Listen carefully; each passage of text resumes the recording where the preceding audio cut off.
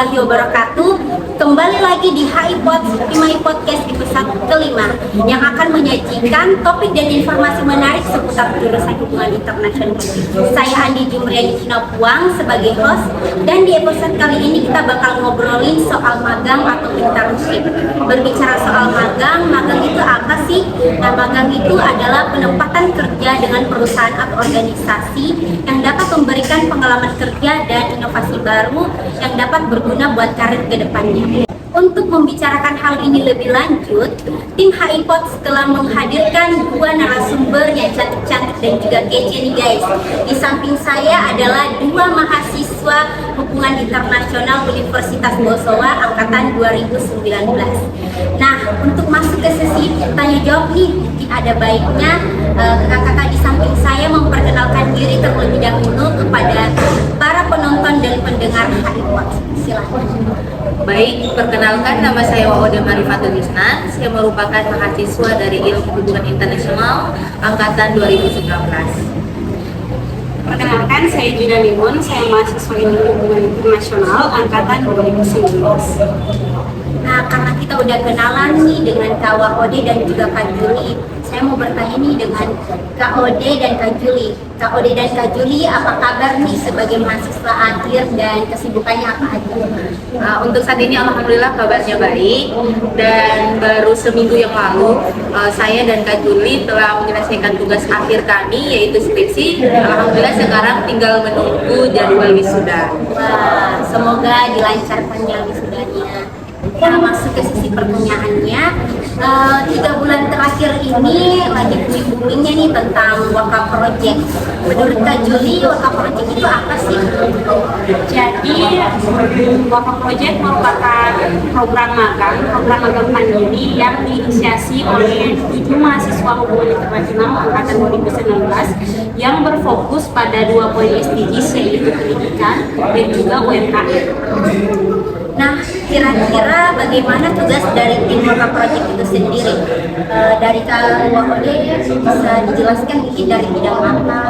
Nah, jadi dari Waka Project sendiri itu terbagi atas 2 tim, yang mana ada tim dari tim pendidikan dan juga UMKM seperti yang disebutkan Kak Juli sebelumnya. Nah, untuk saya sendiri, saya mendapatkan tugas atau divisi di bagian konten kreator, dan juga saya mendapatkan kesempatan untuk memberikan materi ketika workshop yang kami adakan. Kalau dari Kak Juli sendiri gimana?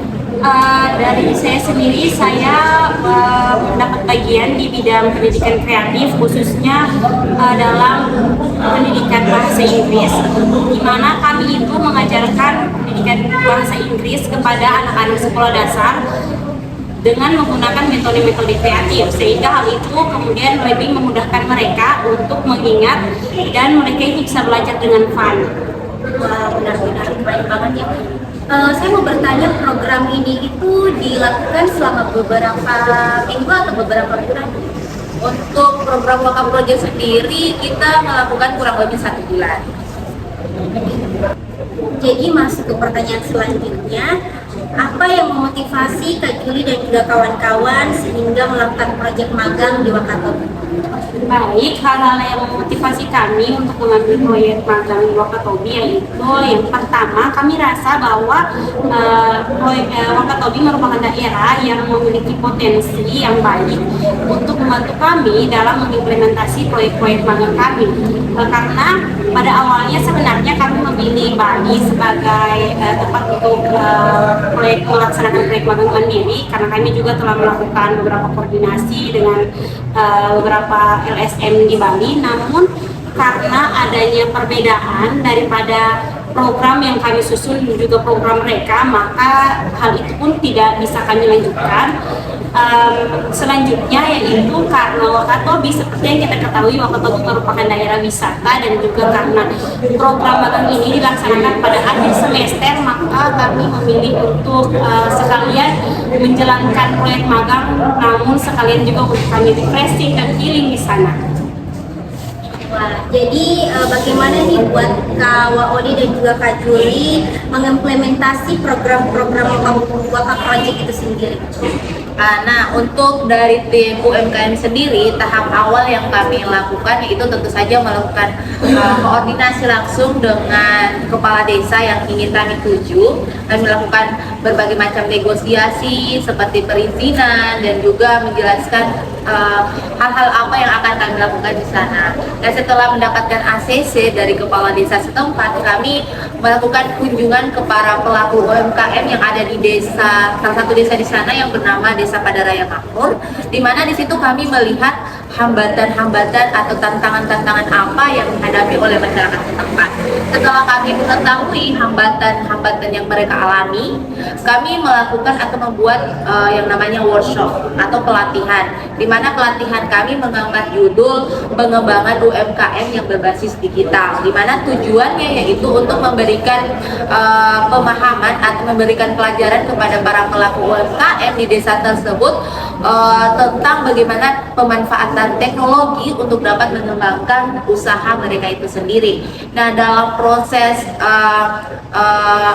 berlangsungnya workshop, kami menghadirkan salah satu narasumber yang mana narasumber ini bisa dikatakan sukses di bidang UMKM itu sendiri.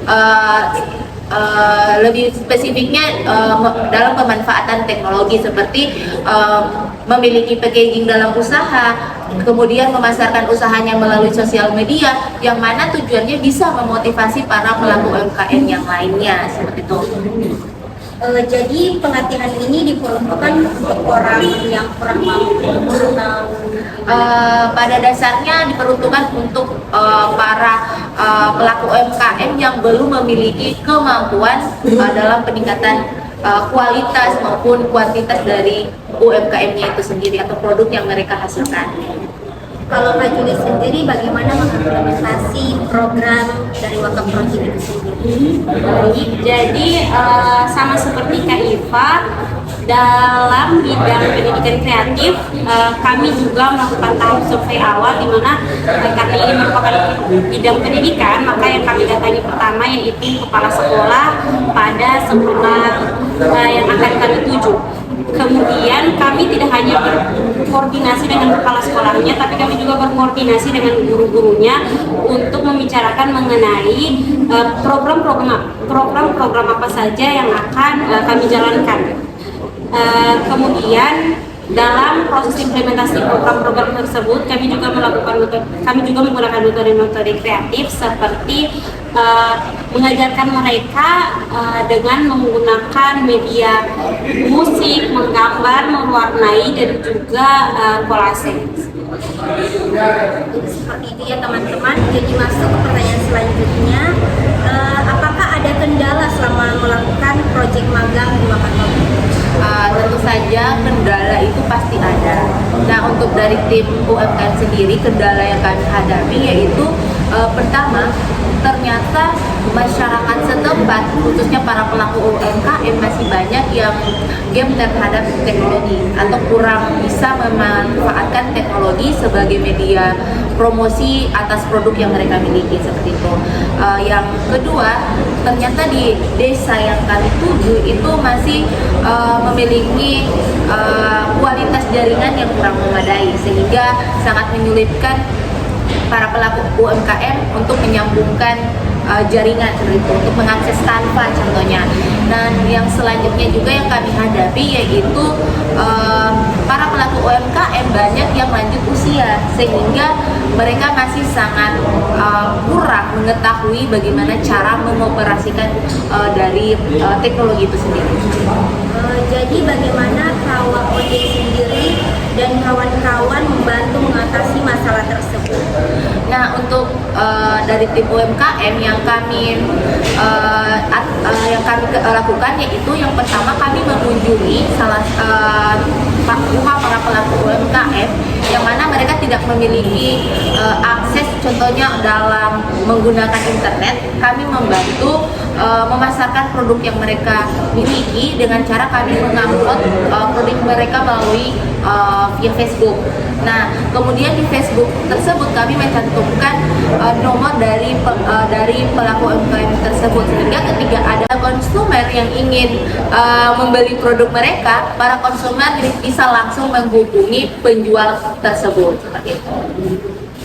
Tadi dijelaskan bahwa menggunakan media Facebook, ya kenapa bukan dengan media yang saat ini lagi populer seperti TikTok ataupun Instagram? Nah, karena kebanyakan masyarakat Wakatobi khususnya mereka lebih banyak menggunakan Facebook dibandingkan aplikasi atau sosial media yang lainnya. Jadi masuk ke pertanyaan selanjutnya, apa saja yang harus dipersiapkan sebagai anak HI jika ingin mengambil proyek magang mandiri seperti yang dilakukan oleh Kak Waode dan juga Kak Juni?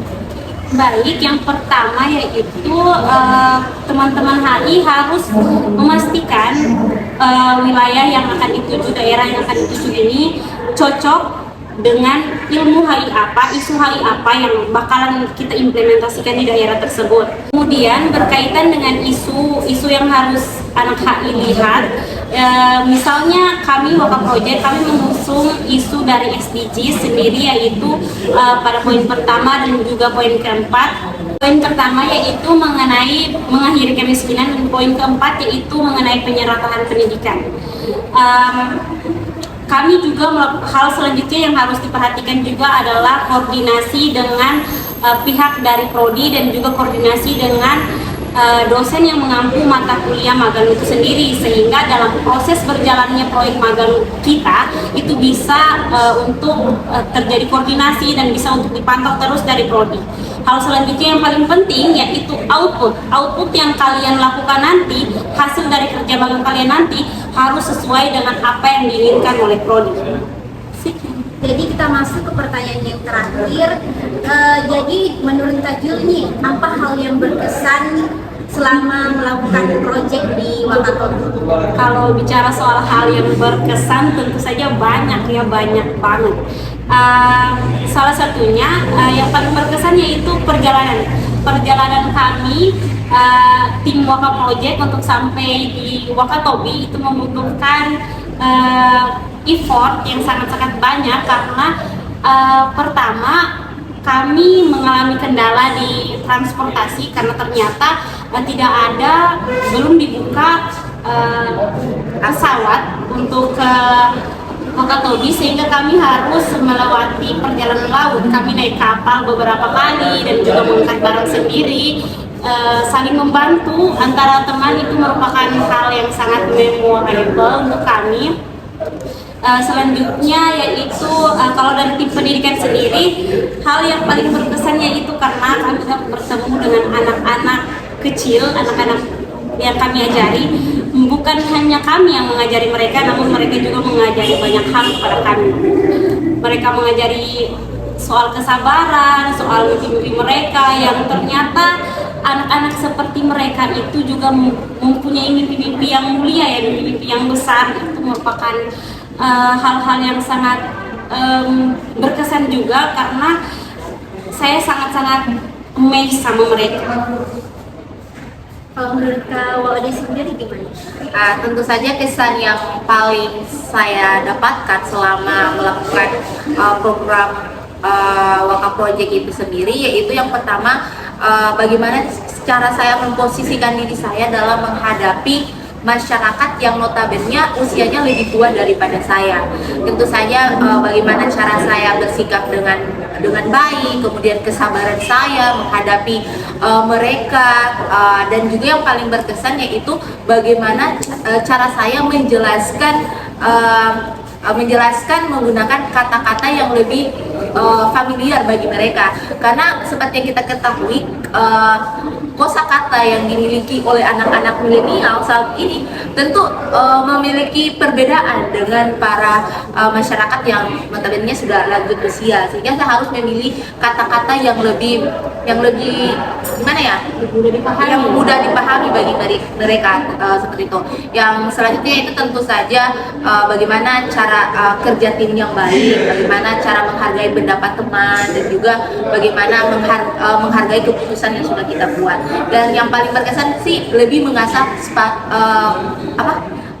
public speaking yang saya miliki seperti itu. Jadi seperti itu terkait program magang yang dilakukan oleh Kak Waode, Kak Juli dan juga kawan-kawan. Dan saya rasa tidak hanya saya sendiri yang mendapatkan ilmu serta informasi dari pengalaman Kak Waode dan juga Kak Juli, tapi saya rasa ini dapat memotivasi para pendengar dan juga penonton HI Pods. Dan saya juga berterima kasih banyak kepada Kak Juli dan juga Kak Waode karena telah menyempatkan waktu untuk hadir di acara HI Pods di episode kali ini. Nah, buat teman-teman di luar sana, jangan lupa untuk like, comment, and share, dan jangan lupa untuk subscribe channel Himahi Unibos. Saya Andi Jumreni Sinapuang pamit undur diri dan sampai jumpa di podcast selanjutnya. Bye-bye!